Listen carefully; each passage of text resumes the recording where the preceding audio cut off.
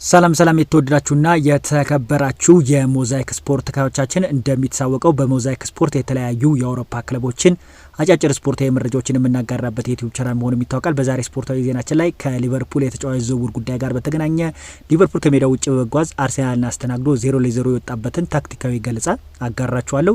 የአርኔ ስሎት ታክቲክ በአርሰናል በኩል ሰርቶለታልና ከዚህ ጋር በተገናኘ አርኔ ስሎት አሁን በቀጣይ ለዋንጫው ለመቅረብ ነው ወይስ ለቶፕ ፎር ነው የሚጫወተው የሚሉትን ነገር ሁላችሁም የሊቨርፑል ደጋፊዎች አስተያየታችሁን እንድሰጡ ኮሜንት ስር እንድታቀርቡልኝ ይጠይቃሉ። ሌላኛው ፍሪፖንግን በተመለከተ በአዲሱ ሚና ፍሪፖንግ ምን አይነት እንቅስቃሴ እያደረገ ነበረ፣ በፍሪፖንግ እንቅስቃሴ ደስተኛ ነበራችሁ የሚሉትን ነገር የሁላችሁም የሊቨርፑል ደጋፊዎች ኮሜንት ላይ እንድታስቀምጡልኝ ይጠይቃሉ። ነገር ግን ሊቨርፑሎች አሁን ላይ የአንድ ተጫዋች ብቃት በደንብ ትክክለኛ ብቃቱን እየተመለከቱ ይገኛሉ።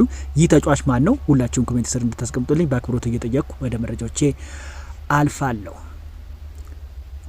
ቀደም ብዬ እንደጠቀስኩላችሁ በሊቨርፑል ቤት አጫጭር ስፖርታዊ መረጃዎችን በማጋራት ስፖርታዊ መረጃዎችን ጀምራለሁ። በትላንትናው ጨዋታ ከሜዳው ውጭ በመጓዝ ሊቨርፑል ጥሩ የተባለ ፐርፎርማንስ በተለይ በሁለተኛው አጋማሽ ጥሩ የተባለ እንቅስቃሴዎችን በአሰልጣኝ አርኔ ስሎት ሊቨርፑል መንቀሳቀስ ችለው ነበረ። በተለይ ሊቨርፑሎች የመጀመሪያውን ሀፍ በአርሴናል በራሳቸው ሜዳ ግብ ክልል ውስጥ የአርሰናሎችን ሲከላከሉ ነበር። ነገር ግን በሰከንድ ሀፍ ላይ እንግዲህ አሰልጣኝ ማይክል አርቴታ ክለቡ እንዲከላከልለት መምረጡን ተከትሎ ሊቨርፑሎች ጫና አድርገው ነበረ። ወደ ጎሎችም ለመቀየር ብዙ እንቅስቃሴዎችን ቢያደርጉም ነገር ግን ካለ አጥቂ ካለመግባታቸው ጋር በተገናኘ ሊቨርፑሎች ጎል አላገኙም። ምንም እንኳን ጎሎችን ባያገኙም ጥሩ የተባለ እንቅስቃሴዎችን ማድረግ ችለው ነበር። ከጉዳት ዜና ጋር በተገናኘ በትላንትናው ጨዋታ ላይ ኮሪ ብራድሊ ተጎድቶ ከሜዳ መውጣቱ የሚዘነጋ ጉዳይ አይደለም። የተጫዋቹ ጉዳት ደግሞ እንግዲህ ኤሲኤል የመሆኑ ነገር በጣም እያጠራጠረ መጥቷል። ምንም እንኳን ተጫዋቹ የደረሰበት ጉዳት ጋር በተገናኘ ገብርኤል ማርቲኔሊ ለሰራው ነገር በይቅርታ መጠየቁን በኢንስታግራም ገጹ ላይ ተናግሯል። ኮሪ ብራድሊ ሜዳው ላይ በመቆየቱ ተከትሎ ተጫዋቹን ከሜዳው እንዲወጣ ማርቲኔሊ ያደረገው ነገር በጣም እንዳጸጸተውና ቀላል ጉዳት ሆኖ ደቂቃ ለመጨረስ መምሰሉንም ተናግሯል። በሊቨርፑል ቤት ያሉት የተጫዋች ጉዳቶችን መጠን እንመልከት። ዋታሮ ኢንዶ፣ ሁጉ ኤክቲቴ፣ ጆቫኒ ሊዮን እና እንግዲህ አሌክሳንደር ኢዛክ አሁን ላይ በሊቨርፑል ቤት በጉዳት በተያዘ ለሊቨርፑል ግልጋሎት ከሚሰጡ ተጫዋቾች ውስጥ አይካተቱም። ቨርጂል ቫን ዳይክ በትላንትናው ዕለት በጣም ምርጥ የተባለውን እንቅስቃሴ ማድረግ ችሎ ነበረ። ቨርጂል ቫን ዳይክ ጥሩ የተባለ ተከላካይ እንደሆነ እናውቃለን። ነገር ግን የቨርጂል ቫን ዳይክና የኮናቴ ጥምረትን በተመለከተ በጣም ጥሩ የተባለ እንቅስቃሴዎችን ስንመለከት አልነበረም። ነገር ግን ኮናቴ አሁን በጣም ጥሩ የሆነ ብቃቱን እያሳየን ይገኛል። ኮናቴን በተመለከተ ሪያል ማድሪዶች ተጫዋቹን ለማስፈረም ከሚፈልጉበት ክለቦች ውስጥ አንዱ እንደሚጠቀሱ ይታወቃል። ነገር ግን አሁን ላይ ሪያል ማድሪዶች ሙሉ ለሙሉ ዝውውሩን ከመተዋቸው ጋር ተገናኝቶ ተጫዋቹ በጣም ጥሩ የተባለ እንቅስቃሴ በሊቨርፑል ቤት እያደረገ ይገኛል። ሊቨርፑሎችም አሁን ላይ አዲስ ኮንትራት ጉዳይ ጋር በተገናኘ ተጫዋቹን እንደሚያነጋግሩትም ይጠበቃል። ማርክ ጉሂን በተመለከተ በዛሬው ዕለት ስካይ ስፖርት ያጋራውን መረጃ እንመለከታለን።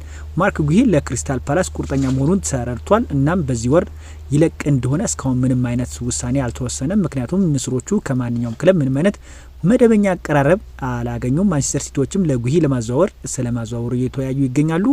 ክሪስታል ፓላስ ሊቨርፑልን በዚህ ወር እሱን ለማስፈረም ሊሞክሩ እንደሚችሉ ያምናሉና ክሪስታል ፓላሶች ባለፈው ክረምት ከተጠየቁት ዋጋ በታች የሆኑ ቅናሾች በዚህ ወር እንደሚያደርጉ ይጠበቃሉም ሲል ስካይ ስፖርት ከማርክ ጉሂ ዝውውር ጉዳይ ጋር በተገናኘ ዘግቧል። ከክሪስታል ፓላስ ወደ ሊቨርፑል ይዘዋወራል ተብሎ የሚጠበቀው ማርክ ጉሂ እስካሁን ድረስ መዳረሻው አልታወቀም። ተጫዋቹም በሊቨርፑል እንደሚፈልግም እየተዘገበ ይገኛል።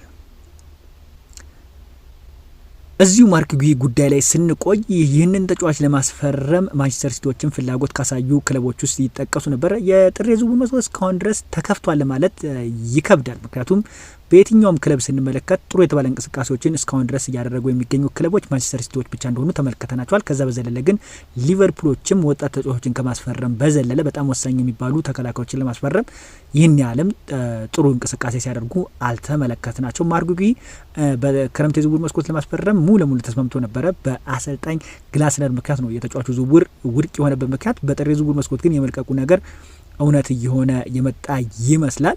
በትናንትናው ጨዋታ ላይ ሜሎስ ኬርኬዝን ለማንሳት ለሞክር ጥሩ የተባለ እንቅስቃሴዎችን ማድረግ ችሏል። ሜሎስ ኬርኬዝ ከሊቨርፑል ጋር በጣም ከአርሰናል ጋር ጥሩ የተባለ ጊዜያቶችን አሳልፏል።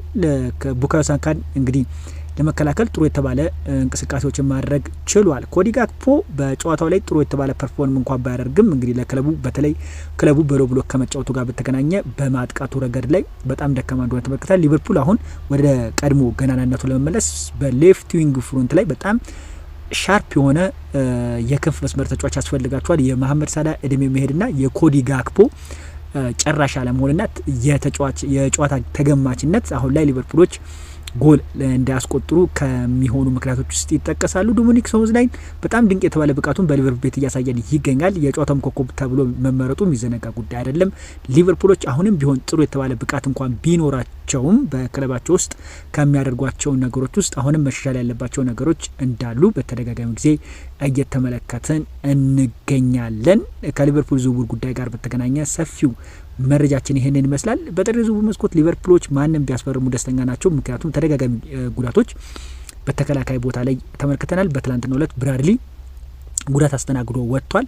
የጉዳቱ መጠን እስካሁን ድረስ አልታወቅም። ነገር ግን ባሉት መረጃዎች መሰረት ተጫዋቹ የኤሲኤል ጉዳት ሊያስተናግድ የሚችልበት እድል እንዳለ በሰፊው እየተዘገበ ይገኛል። ይህንን ጉዳት ተከትሎ ታዲያ የሊቨርፑል አመራሮች የሆነ ውሳኔ መወሰን የማይችሉ ከሆነ ከተጫዋቹ ጉዳት ጋር በተገናኘ በጣም ችግር ውስጥ ያለው ክለብ አሁን ወደ በቀጣይ ምን አይነት ውሳኔ ይጠበቃል ተብሎ ይጠበቃል። ብራድሊ በራይት ባክ ላይ ሲሰለፍ በጣም ድንቅ ብቃቱን እያሳየን እንመለከታለን። ይሄ ቲኬ አለመኖር በጣም ሊቨርፑልን እንደጎዳው በትናንትና ጨዋታ ላይ በደንብ ከተመለከትናቸው ጉዳዮች ውስጥ ይካታሉ። አሌክሳንደር ኢዛክ በሊቨርፑል ቤት ጥሩ የተባለ ጊዜያቶችን እንኳን ባያሳልፍ አሁን ላይ ጉዳት ላይ የሚገኝ ተጫዋች እንደሆነ ይታወቃል።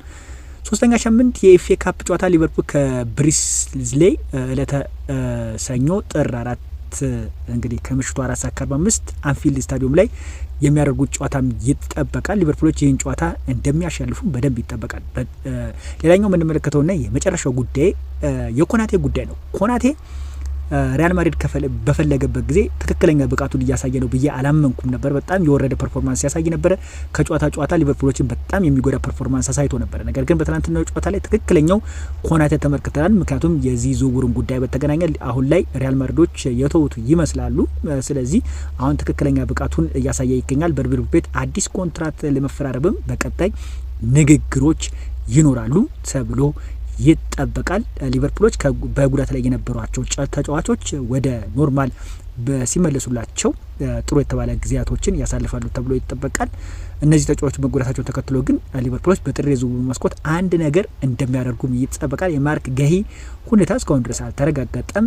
በቀጣይ በጥር የዝውውር መስኮት ወደ መጨረሻዎቹ ጊዜያቶች ውስጥ እንግዲህ በጣም ጥሩ የተባለ ዝውውር ጊዜያቶችን ሊቨርፑል እንደሚያሳልፉም ይጠበቃል። ተከላካይ ላይ አሁን ድክመቶች እንዳሉባቸው በተደጋጋሚ ጊዜ እየተመለከትን እንገኛለን። የትናንትናው ጨዋታ በጥቂት ላጋራችሁና የዛሬ ስፖርታዊ መረጃዎችን ይጨርሳሉ። በትናንትናው ዕለት ሊቨርፑሎች አሰልጣኝ አርነ ስሎት የመጀመሪያውን ፈርስት ሀፍ ለመከላከል ሞክሮ ነበረ፣ ሰርቶላቸዋል። የፈርስት ሀፍም 0-0 ለመውጣት ችሏል። በሁለተኛው ግብ አጋማሽ ግን አርሴናሎች በመከላከላቸው ረገድ ሊቨርፑሎች ለማጥቃት ወደ አርሴናል ሜዳ ሲሄዱ ተመልክተናቸዋል። በአጥቂ መስመር ላይ አሁንም ቢሆን ሊቨርፑሎች ተጫዋቾች አለመኖራቸው እንደጎዳቸው በተደጋጋሚ ጊዜ ተመልክተን፣ በመሀል መስመር ላይ ግን ዶሚኒክ ሶቦስላይ በጣም ድንቅ ብቃቱን እያሳየ ይገኛል።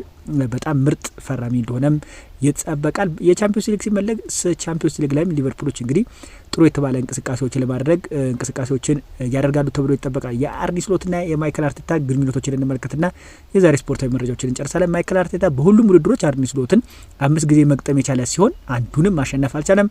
2 ጊዜ ተሸንፏል፣ 3 ጊዜ አቻ ወጥቷል። አርነ ስሎት ምን ያህል ለማይክል አርቴታ ከባድ እንደሆኑ በተደጋጋሚ ጊዜ በሚገናኙበት ጊዜ እየተመለከትናቸው እንገኛለን።